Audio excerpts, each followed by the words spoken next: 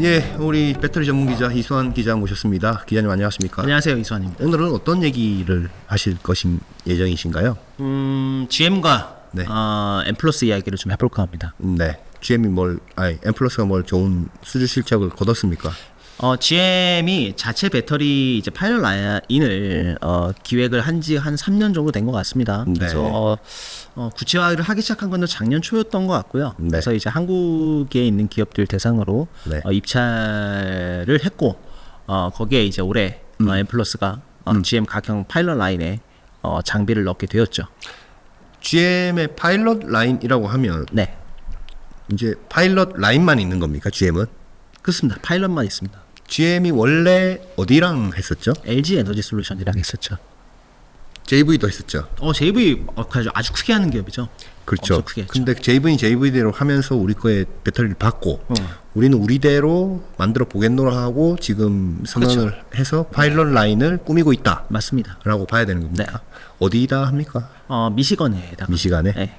JV도 미시간에 있습니까? JV는 저기 JV도 그 근처 근방에 있습니다. 근방에. 미국에 어딘가에. 미국 어디 아니고 갑자기 이제 기억이 안 나는데 네. 원래 미시건이라고 하는 지역은 LG 에너지 솔루션의 첫 번째 배터리 공장이 있던 지역인데, 네. 근데 우리가 이제 미시건이라 하도 미시건 주니까 네. 그 안에 이제 주가 워낙 커서 그렇죠. 네. 그 안에 다 시 카운티별로 다 달라가지고요. 아무튼 그 같은 미시건 주에 있는 걸로 알고 있습니다. 그렇군요. 네.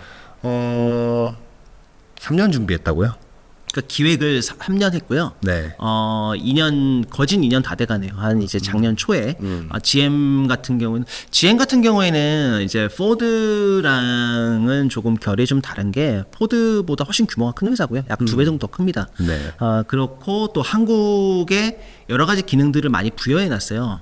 그 이유인즉슨 대우자동차를 GM이 인수를 했기 때문에 한국의 공장을 운영하고 있지 않습니까? 쉐보레 뭐. 맞습니다. 네. 근데 이제 포드는 한국에 공장이 없죠. 네. 네. 그러다 보니까 한국의 여러 가지 그 JV나 아니면 자체 배터리를 담당하는 직원들이 존재를 해요. 포드는 그게 없지만 네. 물론 이제 SK를 통해서 하긴 합니다만 한국의 공장을 운영하고 직접 노동자를 고용해서 하는 GM과는 결이 좀 많이 다를 수밖에 없죠.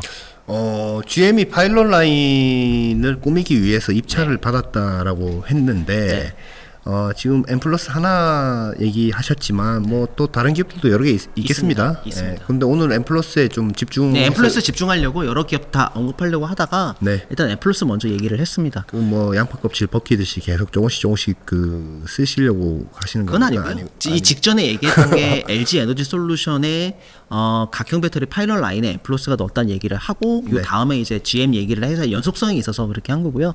어떤 장비를 넣습니까? 일단 지금 대외적으로 언론상에서 GM이 그냥 파일럿 라인을 만든다는 얘기는 외신상이나 국내에서도 여러 이제 기사를 쓴 것들이 있어요. 예. 그런데 구체적으로 네. 어떤 형태의 어떤 배터리를 만드는 얘기는 네. 나온 적이 없거든요. 각형이라는 얘기가 이번 처음 나온 겁니다. 처음입니다. LFP 각형이고요. 처음 얘기하시는 거군요. 네, 처음입니다. 그렇군요. 네, 네, 네. 그래서 M 플러스가 넣은 장비는 각형의 조립 공정 장비. 근데 이 장비가 네. 공교롭게도 LG 에너지 솔루션이 오창 공장에 꾸미는 그 각형 파일럿 장비랑 같은 장비예요. 네. 이게 무슨 얘기냐? 네. LG 에너지 솔루션과 GM의 각형 파일럿 라인에 들어간 조립 장비는 같은 업체의 같은 공정의 장비가 들어갔다는 겁니다. 그렇군요. 그게 어떤 의미가 있죠?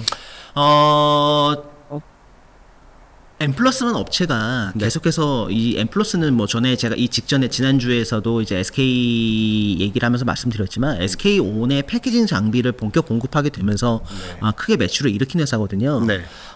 그러다 보니까 SK는 여전히 이제 파우치 네. 에 집중을 하고 있고 네. 파우치형 배터리 장비로 많이 알려진 M 플러스가 또 상장사기도 하니까 네. 근데 이제 각형 장비에 큰 고객사인 LG 엔솔에 네. 조립 공정 장비를 넣었다는 점에서 의미가 있고 네. 이번에도 또 LG 엔솔이랑 관련이 있는 GM에 각형 배터리 장비를 넣었다는 거는 완성차 업체 또 배터리 셀 업체를 모두 잡았다는 점에서 의미가 있는 겁니다.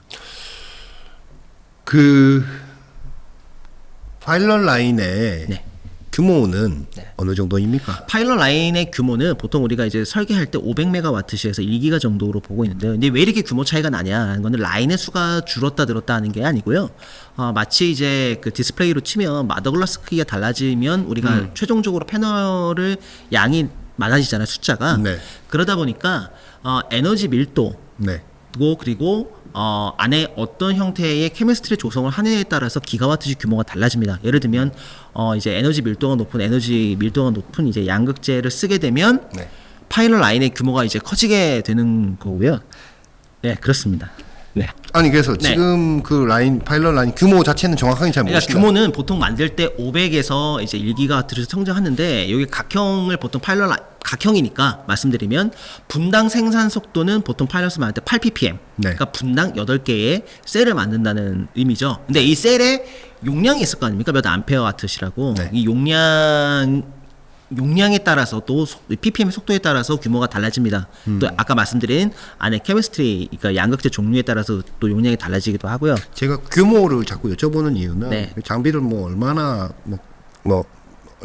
금액 기준으로 얼마 정도 규모로 이 정도 넣느냐. 들어갔으면은 앞에 이제 제가 뭐 영상에서 짧게 말씀드리겠습니다만 앞에 이제 노칭 스태킹 장비가 있거든요. 이건 원익 P&E가 공급을 했는데 네. 약 150억 정도로 추정이 됩니다. 네. 그리고 조립 공정 장비는 거기에 한 80% 선이니까 120억 정도에서 30억 정도의 장비 수주를 받았다고 보시면 될 것 같습니다. 파일럿 라인이니까 뭐 지금 당장 120억 정도 규모의 수주면은 뭐 크지 않네라고 얘기하시는 분도 물론 있겠지만 파일럿 라인이 이제 제대로 잘 돌아가서 확대 전개될 때, 네. 확대 양산 전개될 때 그 장비가 또 그대로 들어갈 거니까 굉장한 앞으로 기회를 잡을 수 있는 어떤 포석을 마련하였다라고 볼 수 있는 거군요. 저는 보통 자동차 업체가 배터리 내재화한다고 하잖아요. 네. 근데 이제 요 배터리의 성격은 네. 이 배터리의 성격은 자기네들이 만드는 차에 본격 적용하기 위한 성격은 아니라고 보고 있습니다. 그럼 어디다가? GM이 네. 누군가와 같이 각형 배터리 JV를 따로 만들 계획이 있습니다. 각형 파일럿 라인 하는 이유는 뭡니까? 그게 제대로 되는지 검증을 본인들이 하기 위해서죠. 내가 직접 해보기 위해서. 해보기 위해서. 그렇군요. 그러니까 현대차도 마찬가지인데 현대차도 기본적으로 본인들이 파일럿 라인을 만들어서 그동안 배터리에 대한 지식이 없었거든요. 네. 그리고 GM 같은 경우에는 포드랑 자동차 모델에서 결정적인 차이가 하나 있습니다. 포드는 하이브리드 모델이 있어요. 네. 근데 GM은 없습니다. 네. GM은 내연차 아니면 아예 전기차 중간이 없습니다. 중간이. 네. 대신에 수소차가 있죠.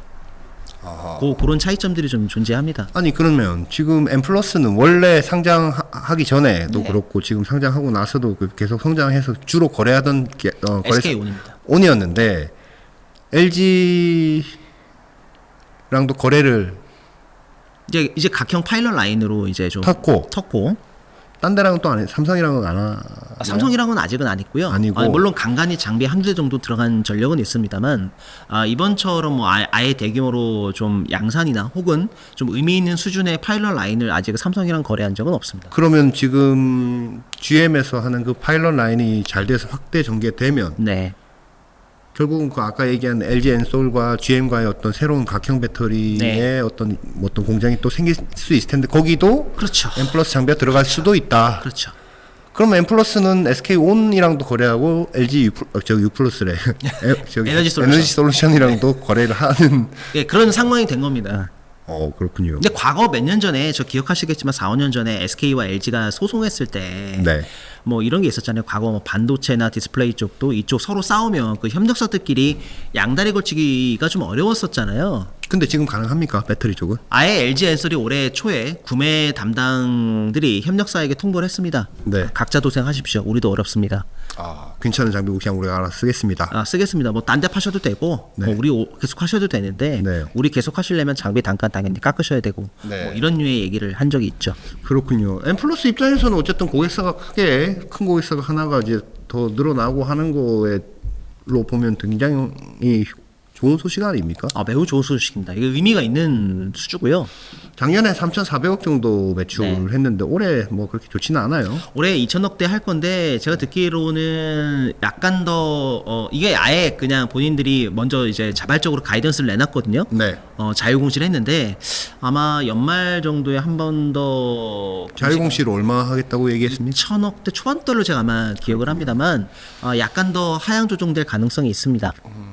올해 매출 전환해야 되는 수주가 내년으로 좀 밀린 것들이 좀 있어서요. 오늘 여기까지 하겠습니다. 고맙습니다. 고맙습니다.